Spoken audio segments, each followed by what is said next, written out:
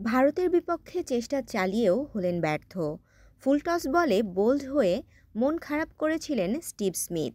Champions ট্রফিতে তার দলও পারেনি ভারতকে হারাতে। ৫ই মার্চ বুধবার ওয়ানডে ক্রিকেটকে বিদায় জানিয়েছেন তিনি। ক্রিকেট অস্ট্রেলিয়াকে পাঠানো একটি বিবৃতিতে ৫০ ওভারের ক্রিকেট থেকে সরে দাঁড়ানোর সিদ্ধান্ত জানান স্মিথ।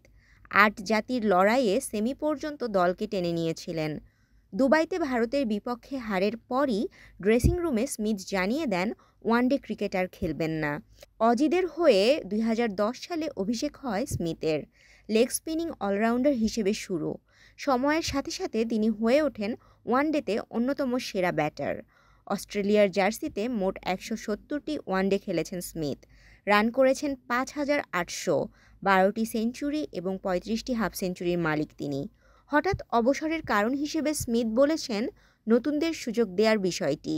২০২৭ বিশ্বকাপের প্রস্তুতি শুরু করার সুযোগ চলে এসেছে, তাই বাকিদের জন্য জায়গা ছেড়ে দেওয়ার এটাই সেরা সময়। আপাতত টেস্ট ক্রিকেটই আমার কাছে বেশি অগ্রাধিকার পাচ্ছে। বিশ্ব টেস্ট চ্যাম্পিয়নশিপ ফাইনালে খেলার জন্য মুখিয়ে রয়েছি। তাশরিফা তৃষা, তরঙ্গ টিভি।